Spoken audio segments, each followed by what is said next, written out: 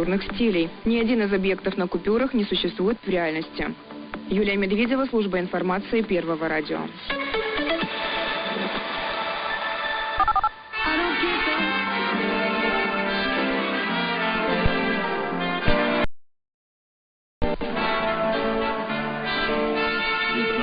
Птица вдаль зовет, а степь привольна и чиста. Во мне моя мечта живет, такая непонятная, такая непонятная, такая непонятная мечта. Такая непонятная, такая непонятная, такая непонятная мечта. Горит в моей груди, ее костер всегда горяч, и мне за ней всю жизнь идти. Не плачь, моя хорошая, не плачь, моя хорошая, не плачь, моя хорошая, не плачь.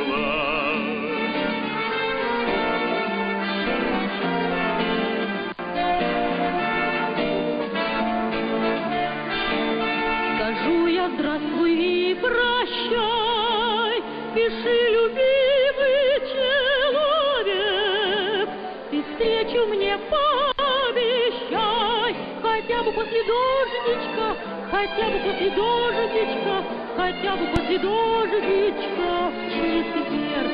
Хотя бы после дождичка, хотя бы после дождичка, хотя бы после дождичка в четверг. Недолго дождик будет лить, заря зайдет еще не раз, а мы на свете будем жить, и молодость не кончится, и молодость не кончится, молодость не кончится у нас. И молодость не кончится, и молодость не кончится, и молодость не кончится у нас.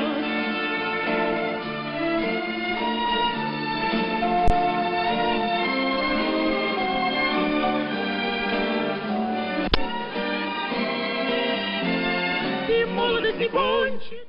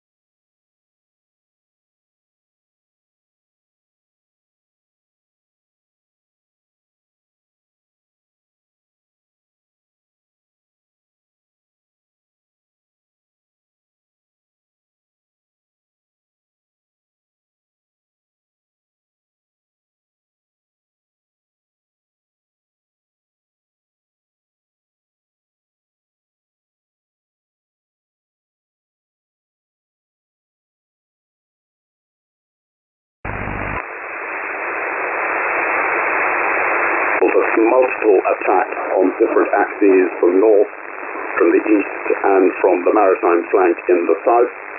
And I think we have to assume that this is not just Russia biting off a chunk of Ukraine, for example, establishing a land corridor to Crimea, but a full-blown military offensive to occupy Ukraine. We heard earlier from the former Ukrainian Prime Minister saying that he believed that this was a threat to many other countries in this region as well. We've heard the Ukrainian President Zelensky, suggest that the real ambition is to revive the Soviet Union. Is that plausible? Yes, entirely plausible. We only have to listen to what Putin has been saying since 2014 at the very least. He has said the most appropriate security settlement for Europe is a new Yalta. What that means is he sees Russia dominating Eastern Europe as the Soviet Union dominated Eastern Europe in communist times. This has all been on the cards for some time, but nobody, or at least the people who need to have been listening and waking up to that fact, have ignored it. What then can the leaders of our own country, of the West, now do? Right, the first thing is to continue as much as possible to provide bilateral support to Ukraine in its hour of need. Clearly there can be no question of NATO forces actually deploying on the ground, because that would precipitate a Third World War. But there will be other ways of providing support, however limited that might be. The second, and I think the most important thing, is to look to our own security. And that means that we in this country must recognize that our security starts not on the white cliffs of Dover, but it starts in the forests of Latvia, Estonia, and Lithuania. And that means we must really man the ramparts in Eastern Europe as an alliance. We should mobilize our forces, such as we've got. I'm afraid the cupboard is pretty bare after the cumulative defense cuts of the last decade plus. But nevertheless, our governments now should be really examining carefully what needs to be done to reinforce and to send the most powerful signal possible that NATO is ready and willing to defend its territory. General Sir Richard, a very brief, if you would, but final and important answer. There will be people listening to this programme this morning wondering if they, their children, their grandchildren may be expected to fight, may in fact be directly involved in this military confrontation. Do you believe that that is at all possible, or are we talking of supporting allies, of supporting those in Eastern Europe who are standing up to the Kremlin? Absolutely, there is a possibility that we as a nation shall be at war with Russia. Because if Russia puts one bootstep across NATO territory, we are all at war with Russia, every single member of the NATO alliance. Because under the NATO alliance, Article 5 says an attack on one is an attack on all. So we need to change our mindset fundamentally, and that is why I say that our defence starts in UK on the frontiers of NATO. General Sir Richard Sheriff, thank you very much indeed for joining us. Just one little bit of news just coming in, Simon, and they're coming in all the time now, is the General Staff of the Ukrainian forces have said that 5 Ukrainian planes and 1 helicopter have been shot down already in the fighting that we've seen in eastern Ukraine. Thank you, Nick. Now, at a little later than usual, it's time for a special thought for the day from Justin Welby, the Archbishop of Canterbury. To wake up to the news of war is terrible. To wake up to its reality is orders of magnitude worse. Shakespeare refers to war as chaos, the loosing of the dogs of war, and calls for one of his characters to cry out the warning about what it means. Those in the Ukraine will be thinking of their relatives on the front lines or their friends on the front lines. We are thinking, where is it going to go next? Politicians are thinking, what do we do? In all the thinking, in all the responses, there is the great uncertainty which is the worst enemy of good decisions. Uncertainty leads to fear. Fear leads to overreaction. How do we react well? How do politicians, in the cloud of war, not really knowing what's going on, but knowing they have no opportunity to wait, how do they make up their minds? They will rightly call for all of us and for themselves to have resolution, courage, determination, a willingness to sacrifice whatever is necessary in order to ensure that peace may come and justice may be done. Peace and justice. They often seem to contrast, and yet they are opposite sides of the same coin. We seek peace and justice, and that must end with those involved in conflict not having solutions imposed on them, but finding for themselves the way forward to reconciliation and peace. Right at the end of his life, Jesus Christ, on the eve of his crucifixion, spoke to his disciples, and he said something very memorable. In the world you will have trouble, but do not be afraid. I have overcome the world. For me and for many of faith, the great certainty in the world, the only certainty, is that we know that God does not change. Let us find our resolution, our peace, our certainty, not by screwing up our courage, but in the knowledge of the eternal arms that hold us. May God be with those who suffer today. That was Justin Welby, the Archbishop of Canterbury, with a special thought for the day on this day of huge historic import. Let us go quickly then to get some sport with Jonathan Ledgod. Jonathan. This morning's developments will sure to intensify calls on UEFA to change their plans to stage the Champions League final in the Gazprom Arena in St. Petersburg in May. There's been no word yet from European football's governing body, who also have a long-term sponsorship deal with Gazprom, the Russian state energy company worth an estimated £34 million a year, with the chief executive a member of UEFA's executive committee.